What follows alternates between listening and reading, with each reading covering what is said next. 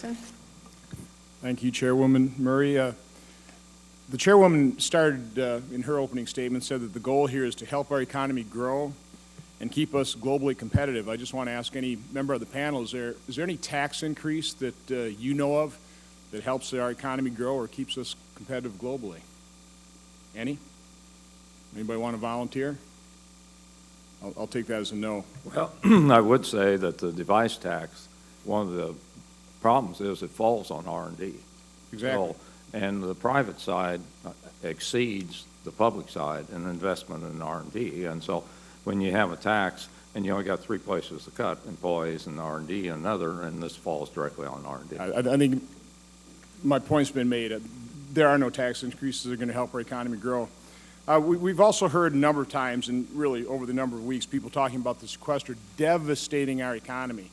$85 billion on 16 trillion or 16,000 billion is about 0.5%. Is a 0.5% reduction in spending by one component of the economy, is that going to be devastating to any economy? Is that an accurate term, Dr. Malpass? I don't think it's devastating. I think it's correct to say this isn't the best way to make your spending decisions. So as the Chairwoman opened the hearing, the goal is to find responsible ways to restrain spending, and that would be very pro-growth.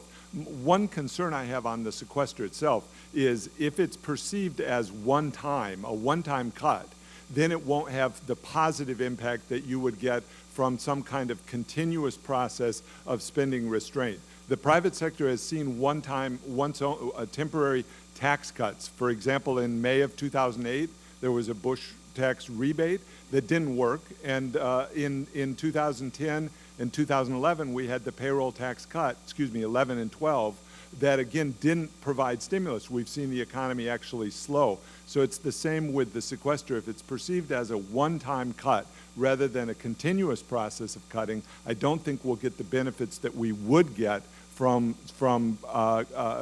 continuous spending. I believe the whole point of the sequester is lower the baseline, and that's why you'd get about 1.2 trillion.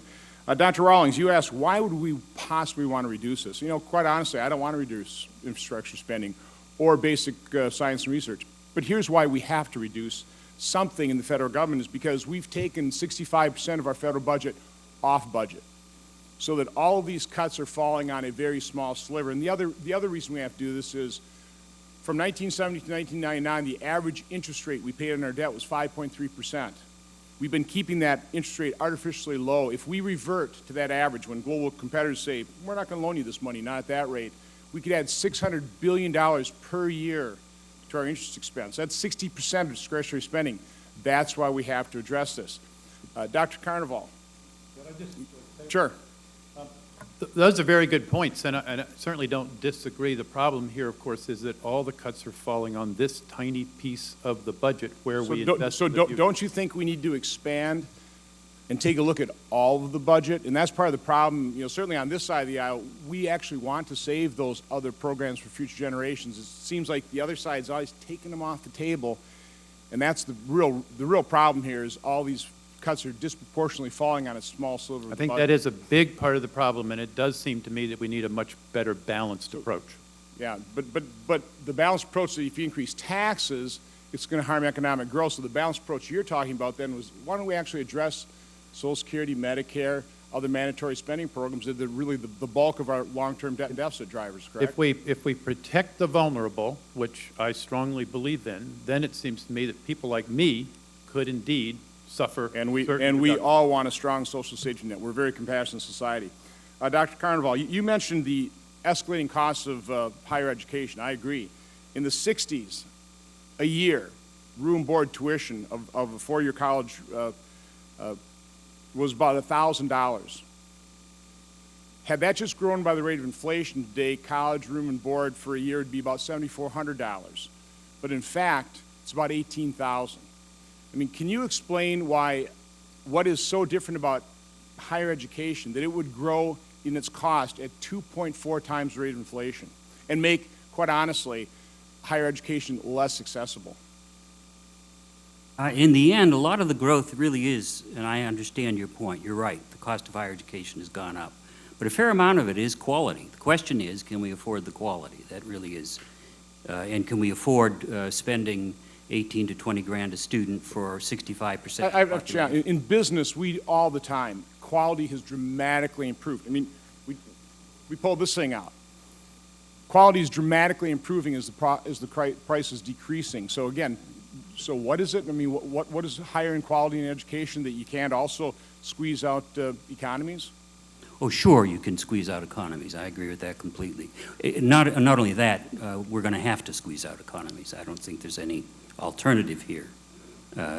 We simply can't educate 65% of us at the post-secondary level at the current productivity rate in higher education. It's not possible. We've enticed our children to incur collectively $1 trillion of debt in higher education.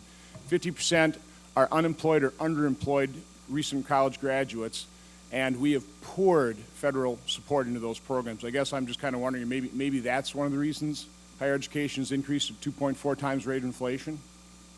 The money we've poured into it? Yeah, if I could just respond quickly, what's happening is a really dire problem, and part of it is because states have cut so much back on their support for public higher education. So in Oregon, for example, repeated cuts in state funding have led, as you say, to increases in tuition. We can't just keep doing that, and the result is that right now budgets just keep going down, down, down. So, but the cost has gone up, Senator up, Johnson, I'm sorry. I hate to interrupt you, but we got a lot of senators and a vote